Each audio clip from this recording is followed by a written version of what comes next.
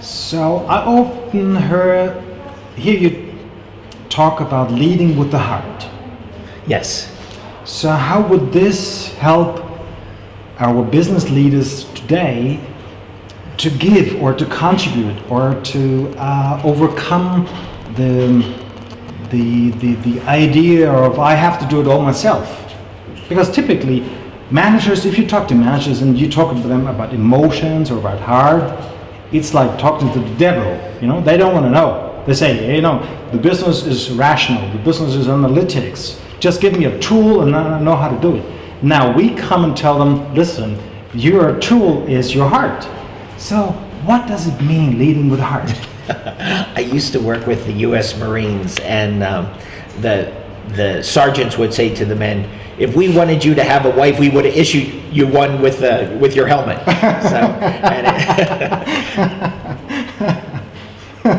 See, the thing about leading with the heart is that people values become most important, and the heart neutralizes, it negates, it trumps fear, because something is bigger than this thing which is shrinking me, which is what fear does. It shrinks your mind, it shrinks your ability to see the way forward. You go out of the flow and things are trapped, and this is exactly the stage society is in. This is that we're having this crisis is not a mistake. It's basically what happens at this stage when society has progressed this far. Now the answer to that is partnership. And you don't have partnership without a heart connection. And as soon as people feel heart is the most important thing in business. And if people have forgotten that, they've forgotten what business is about. Because where you have heart, you have partnership, you have connection. People are motivated when their heart is touched. And this is a time where basically the fear is neutralizing people. It's taking away the charisma, the attractiveness of a company. But where you have a whole company that's leading with its heart, you have great attraction, great charisma. There's a flow in the company. Right now, with all the fear, the flow is stopped. And how to get back in the flow. And one of the things is getting the connection with the team going. And that's what a leader does. He doesn't just push people to get the job done. He makes sure everybody's there at the end of the mission. No man left behind, no woman left behind. How can you fight for your people at this point when you think of, okay, to keep the company going, we have to cut costs and we'll get rid of him and her and things like this. Well, it's just the emphasis on the wrong thing. I mean, sometimes, of course, you need to do that to get out of a survival situation. But the first is you got to get out of the survival attitude, because this takes you back to the worst traumas in your life when you're a little child and you're helpless and you feel like you can't survive here. And it just triggers off all of those issues. It triggers off every failure issue that a person has, that a child has. And so now these big adults, but they're reduced, they're brought to their knees.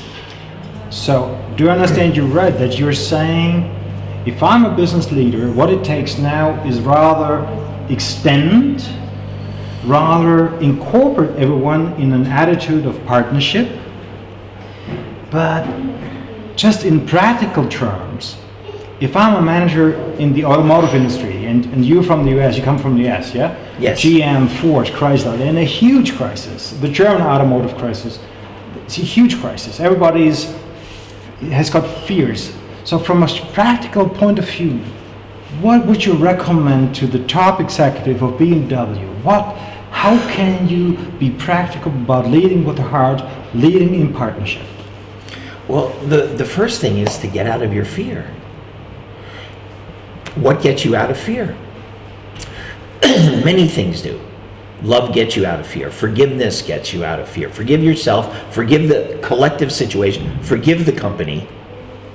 You get things back in a flow. What do you appreciate? What you appreciate, what you feel grateful to, gets you out of flow. You got to get your mind unstuck, because if your own mind is constipated, if the children see the parents in fear, they're going to be terrified.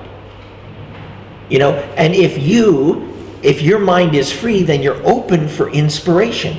Universal inspiration goes around the earth. The Tao goes around the earth. The Holy Spirit goes around the earth. The source is still there. It's not the will of the source that we get caught in traps.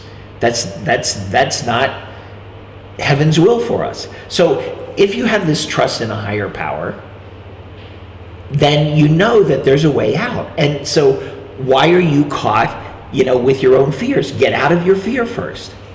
You know, so that, you know what they say when you're in an airplane, first put your own oxygen mask on and then help everybody else. But if your oxygen mask isn't on, it's like you're not going to last long. Sure. And this is one of those situations where the oxygen masks have come down. And again, you have to have this sense of, where are we going with this? Sure, this is definitely a time to be efficient and cost-cutting, but you don't be efficient by being independent. You be efficient by being a partner. It's the best efficiency there is.